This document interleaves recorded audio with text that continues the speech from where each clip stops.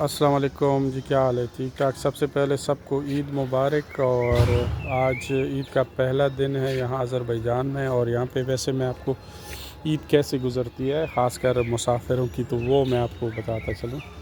पहली बात तो ये है कि जब ईद आती है यहाँ पे, तो आपको पता है मुसाफिरों की वैसे भी मुख्तलिफ होती है ईद एज़ कम्पेयर टू अगर आप अपने कंट्री में हैं। तो यहाँ पे सुबह नमाज़ पढ़ी जाती है, मस्जिदें बड़े होते हैं, मतलब बड़े होते हैं, सब नमाज़ पढ़ते हैं। नमाज के बाद जब ये होते हैं तो कुर्बानियाँ बाज़ लोग करते हैं। मतलब मैं ये नहीं कहूँगा कि 100% करते हैं, लेकिन बहुत से लोग होते हैं जो कुर्बानियाँ करते हैं। और कुर्बानियाँ किस तरह करते हैं, वो कुर्बानियाँ जो हैं वो यहाँ पे कसाब खाने में होते हैं। जो कसाब होते हैं वहाँ पे बहुत से ऐसे भी लोग होते हैं जिन्होंने बुकिंग की होती है, और वो फिर तब बुकिंग करते हैं पहले से। और वहाँ पे ऑलरेडी अगर आपने ज़्यादातर लोग दुम्बा और बकरी जो होते हैं उसकी कुर्बानी करते हैं, और वहाँ पे अवेलेबल भी होती हैं। और भी जो लोग होते हैं जो सेल करते हैं वो भी होते हैं। और इसके अलावा अगर वो ना हो तो कसाब के साथ भी वो होते हैं दुम्बे वगैरह। तो फिर यही होता है कि वहाँ पे आप बुकिंग करेंगे, उधर जाएंगे। जब आप उधर जाते हैं तो आप कुर्बानी करते हैं, और उसमें ये होता है कि अगर आपको या तो वज़न के हिसाब से यहाँ पे होता है, अगर आप दुम्बा लेते हैं, बड़ा दुम्बा होता है उसकी भी होते हैं, और छोटे क्या, लेकिन आपको वज़न करके ज़िंदा जो दुम्बा होता है या बकरा उसकी वज़न करके उसके बाद ही आपको वो करके देंगे, उसकी ज़बह करेंगे, और उसके बाद आपको साफ़ करके देंगे, और वो आप घर लेके जा सकते हैं। अगर किसी गरीबों को देते हैं तो वो भी देते हैं। जो मेनली आज़री लोग होते हैं वो यही करते हैं कि इसको कसाब को दे देते हैं, वो सारे साफ़ करके और छोटा करके उसको फिर क्या करते हैं, दे देते हैं। जो उन्होंने गरीबों को देना होता है वो रास्ते में ही गाड़ी में डाल के गरीबों को दे देते हैं, बाकी घर ले जाते हैं। तो ये कुर्बानी होती है। यहाँ पे ये नहीं है अलाउड कि आप घर में कुर्बानी करें, ख़ासकर सिटी में कोई भी घर में कुर्बानी नहीं कर सकता, वो कसाब के साथ ही करेगा।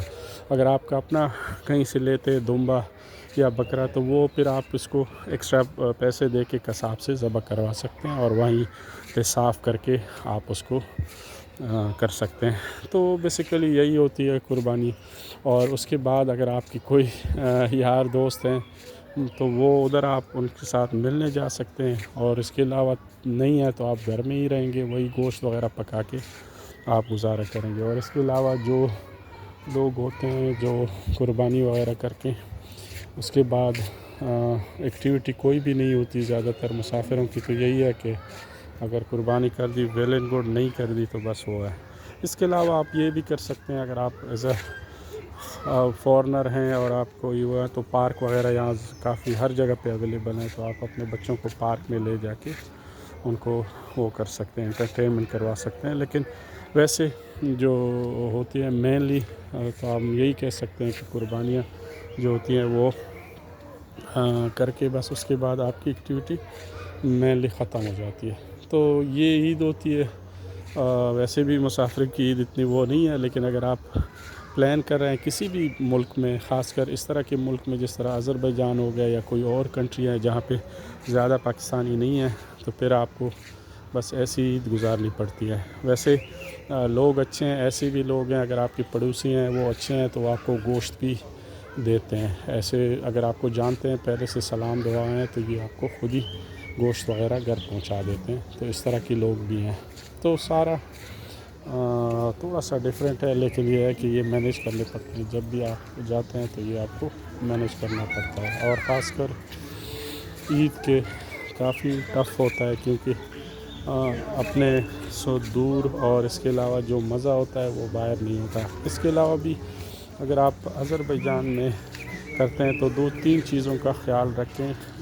वो ये है कि आप कम से कम ये याद रखें कि यहाँ पे जो बच्चों की एजुकेशन का ज़्यादा मसला होता है। अगर आप मतलब आपके वो बच्चे हैं तो यहाँ पे इंग्लिश मीडियम स्कूल काफ़ी एक्सपेंसिव है, और इसके अलावा जो दूसरे आज़री स्कूल हैं, गवर्नमेंट स्कूल है, वो बिल्कुल फ्री है।